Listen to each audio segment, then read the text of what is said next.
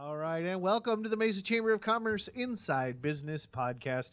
As you may have guessed, my name is not Sally Harrison. I am Bob Nelson, the Director of Communications for the Mesa Chamber of Commerce. And I am not the CEO of the Mesa Chamber. I am the Director of Communications. Today, we are in this beautiful University of Phoenix podcast studio. It's looking good, Bob. I know, right? Yeah. I'm like kooky. And joining me today as our guest is Mesa Chamber CEO, normally the host of the podcast, which makes this a little awkward, Sally Harrison. Hi. Well, yeah, because otherwise I'd be interviewing myself, Bob, and that would just be weird. Yeah. So we do have a ton of stuff to talk about today. But we're not going to talk about a ton. We're just going to talk about a few things. Okay. Yeah, because we don't have that kind of time, Bob. So where would you like to start? Let's talk about the giving catalog real quick, because that's something that's happening like soon. Well, as in today, kind of soon, right? Yeah, like... Right. So this started because we have so many nonprofits in our community, and we have a nonprofit vitality council, and the idea was to pull information together from all of those folks and talk about what they need, what they want, what they're working on around the holidays. So one of the things about the Mesa Chamber versus other chambers is that we have a very large percentage of nonprofit organizations that are a member of the chamber. Right. Talk a little bit about why that is, like our philosophy behind it, because I think that's important. So about 10 years ago, roughly, we thought we had a large number of nonprofits that were chamber members. I think we had maybe a dozen at that point. And the idea was that even though those nonprofits should run and act and perform like a business, not all of them have the same resources as a business would have. And so the idea was to bring those nonprofits together with our businesses. And if the business community is strong, the nonprofit community should be strong too. So that was about 10 years ago or so that we started this group. And as of today, I believe we've got a little over 70 nonprofits and churches that come together. Through COVID, we've come together every 2 weeks instead of once a month. But the great part is, from my viewpoint, watching all of them work together and share information and resources. So the catalog, it's almost like a Sears catalog for the community, right? Much smaller than a Sears catalog, thankfully. And you can't necessarily get a house out of it. I get that. But yes. But the idea is that you're a community member. You're going to get this. It's going to be a digital file, and you can kind of like flip through it, and you can see which organizations you want to be a part of. Bottom line, we know every nonprofit needs cash, right? So the idea is not to just put that out there, because that goes without saying. We want to give everybody an opportunity to participate, to volunteer, to help in some fashion. And sometimes it's money, but sometimes it's time, sometimes it's talent, in kind. There's something for everybody. And we wanted to make sure that we were telling the story of our nonprofits.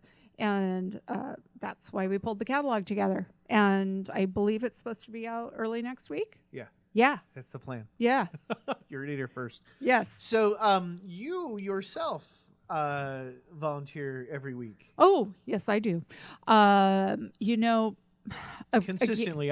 You volunteer a lot all the time. Well, but let's talk about that's one specific instance right now.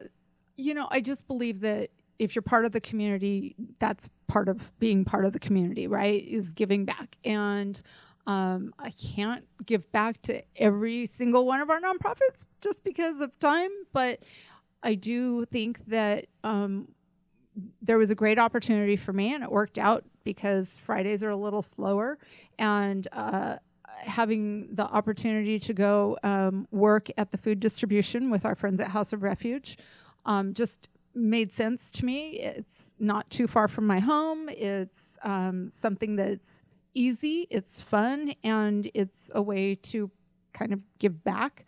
And it's important, We're watching cars of folks come through on Thursdays and Fridays. I help on Fridays.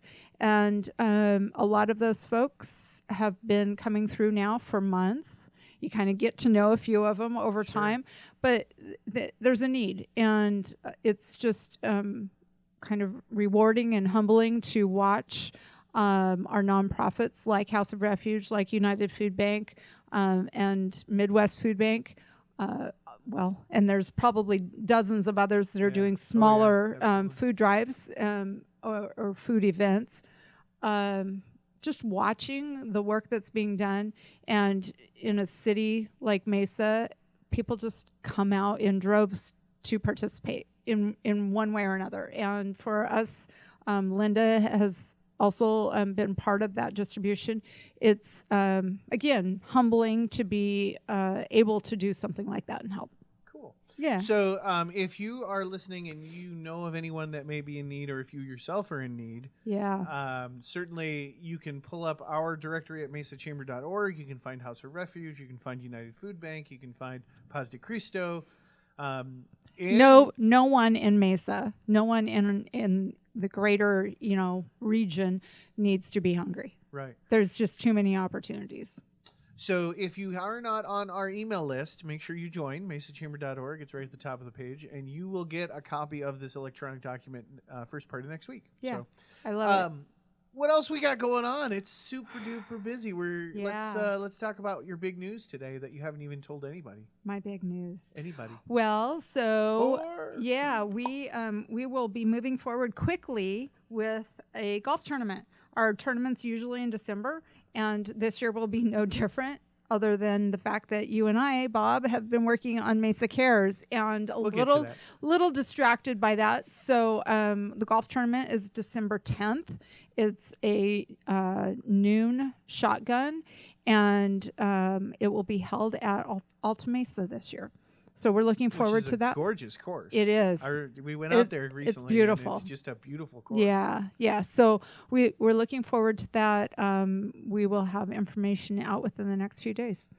Yes, we will. Yeah, because we have a great intern named John who's helping me with brochures and the such. Yes, communications department is growing all the time. Yeah, well, there's a lot to talk about. There's a lot to communicate, absolutely. Yeah. So let's talk a little bit about Mesa Cares, because that's obviously still ongoing. Yeah. And you and I are spending a lot of time on it. Yes, so that being said, I apologize to anybody who I haven't got back to in the last couple of days by email or phone. Yeah, sorry about that. Sorry. So, Mesa Cares program started months ago, and I feel honored that the Chamber has been able to be a big part of that in the technical assistance phase. We have, I believe at this point, 13 of our members that are part of the provider piece of that. So those that are offering either, product or services. And then obviously we kind of manage that and work really closely with the city and the CARES team. So it's been a blessing, I think, for us to be able to help, but then for those businesses to receive the work, but then obviously bigger than that, to help all these small businesses that are really struggling. I mean, we're seeing some really cool like stuff come out of this. So Mesa Community College stepping up, doing some of the computer class stuff that they're doing, and some of the websites that are getting created for some of our Mesa businesses. I mean, they're really... Well, I think the big benefit is, phase one was that rental and utility assistance, and that was great and it was important, but personally, I think that phase two, the technical assistance piece, is really the piece that will be kind of ongoing, a huge benefit to the folks that needed the help. And, we know in our world, we get applications for membership, and not everybody has a website or a presence on social media or there's a lot of things that some of our smaller businesses have been missing. And so I'm praying that, once all of these things get completed, that some of these small businesses really feel like they come out of this situation, this pandemic, stronger than they did going into it. Sure. And I do think, based on the stuff that we've seen happening with our providers, that there's a great opportunity for that. Which is really one of the great parts of the program is the fact that they've recruited the community to help the community. I think, right. Like that's the story that I businesses think helping businesses. It's not getting told as much as I think it should be. So no, it's awesome to watch. Yeah, it's great. Yeah. What else you want to talk about? What else you got going on? Boy, yeah. My head just spins. Today is election day. It and is. So I'll just end with, I'm glad that today's election day and tomorrow isn't. And we move forward, right? With whatever we get handed, we'll work with our new folks. And if by some strange and wonderful circumstance this were to be released today, you can check the Mesa Chamber blog. All of the Chamber's endorsed candidates are listed in the Chamber blog. Yeah. So, and that's ongoing. We do that every election cycle. So Yep. if you're ever interested in candidates that the Chamber feels best represent the business community. Right, because that's what we focus on, right, when we make those endorsements. So you're always welcome to check that. We do also have a Facebook page for those same endorsed candidates. Right. So you're welcome to like that page if you want to stay up on top of that. Obviously, we try to stay focused on that piece of it, the candidates that are moving business forward. Right. And I think that's enough on the election. I think. Yeah, I'm good with that. I think we just need to get through the rest of the day today and move on. Yeah, I think. So let's talk about this room for a second. Yeah. I know we can't really show anybody. No, we can take some pictures and post, but when we moved into this space and we identified this specific room for our media room, we had University of Phoenix step forward and offered to sponsor this space. And what was it, a week ago that they came in and really kind of branded it. So we do have some nice wall coverings. Yeah. And wonderful step and repeat. Yeah, it looks like University of of Phoenix is involved in this space now. It's great. Yeah, so I thank them. I thank the team that put it together, and it looks good. Good to Jeff to get it across the finish line. Yes, he did. We'll Yeah, have to have him in here so he can talk about it. I think that will be our next podcast. I think it should be. Yeah. Absolutely. So holidays are coming up. Mm-hmm. Yes, there is a turkey drive, right? Yes. Turkey Tuesday. So true story. I'm going to tell a story right now. Okay. About the time that we went Story and got time. turkeys. So we went and got turkeys. Oh, gosh, yeah. So traditionally, what ends up happening is that usually Sally and I will wait till almost the last minute, and we'll end up running out to the store and we'll get turkeys. So we're running through the store and we're picking out turkeys. I am a typical guy shopper, right? So I am like, oh, look, turkey, grab it, throw it in the cart, move on, right? Yeah. Mm-hmm. So, Sally gets her turkeys, I get my turkeys, and we get up to the checkout line, and she checks out, and then I put my turkeys on there, and she rings them up, and Sally looks at me like, what on earth? And I'm like, what? Did I get something wrong? Is that a goose? Is that what? No. And she points at the register. I had paid, what, twice? Yeah, basically double what I did because you got fancy organic turkeys. And I'm frugal, and I was trying to get quantity because we needed to feed more people. Good turkeys. She got good turkeys. I ended up getting frou-frou turkeys. Yes. You were Mr. Fancy Pants. So now my modus operandi is I will drive to the grocery store and I will give the money, but I will not pick the turkeys. No, let me do that. That is not my strength. So Turkey Tuesday is when? 17th. I think it's the 17th of November. If I remember correctly. And it starts at 7 a.m. at the Mesa Convention Center. Yes. And it literally is a drive-through. You can pop your trunk. They'll take your turkeys. And I think the goal is 1,700 turkeys, if I remember right. Did they make it last year, do you know? I think so. Yeah. And, they should make it this year, but it's been a tough year. And a lot of people have donated already, right, to the different drives and things. So hopefully everybody will step up. If we had, 1,000 people.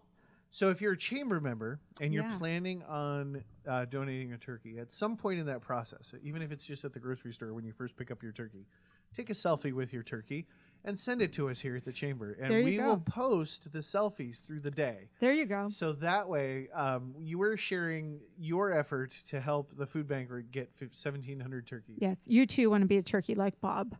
Well, they just want to be a turkey. They don't need to be like Bob. That's asking a lot of people to be like me. There you go. All right. What else you know? Anything else? I think we're good. lots I don't of know that things, we but I had- think we should wrap it up, Bob. Very good then. So thank you all for joining us today on the Mesa Inside Business Podcast. You can find all of our episodes on the Inside Business Podcast at iTunes, Google Play, or your own favorite podcast website, wherever that is, anywhere. It could be anywhere. You can also find them online at mesachamber.org. Where I'd love for you guys to go and listen to them is on YouTube. Go visit the Mesa Chamber YouTube channel and follow us on YouTube. That way we can get enough likes that we can rename our channel, because we need a certain number of likes to be able to rename our channel. Hey, I learned something new. I did not know that. So there you go. There you go. And you can watch any number of other videos. I mean, we've put out a lot of content. We have a whole bunch. Yeah, there's lots of good content. Or check out Mesa Morning Live on YouTube. Mesa Morning Live coming up next week, or no, 2 days. Yeah, next week, 2 days. we film in 2 days, and this month's show is all about our veterans. Featuring. Oh my goodness! Our sponsor is SRP. Right. Our main guests are from the Arizona Rangers. The community spotlight is Larry Johnson with Mesa Veterans Resource Center, and we have our friends from DES that will be talking about an apprenticeship program for veterans to get back to work. And we have a very special musical guest. Yes, we do. Jeff's going to be on from CTS. That's going to be a lot of fun. And our Ed McMahon to our friend Mark Cordes will be Glenn Kasperzik from AMR. I think we should do an auction Mark off as a Santa this year. Oh my goodness. Mark looks like Santa, and I'm guessing that when we film our December show, there will be something else going on. Oh, you know darn well I'm going to make sure there's plenty of Santa hats for that. Yeah. Plenty of Santa hats. All right, everybody, thank you so much for tuning in. Join us next time. I don't know. We'll have more to say. Who's the next guest? Do you know? Is it Jeff? Jeff, probably. Yeah. Cool. From Jeff from University of Phoenix. So. Yep. I will be back behind the board where I belong and not out here talking to people and causing trouble. So everybody have a great evening, and thank you so much for listening. Bye.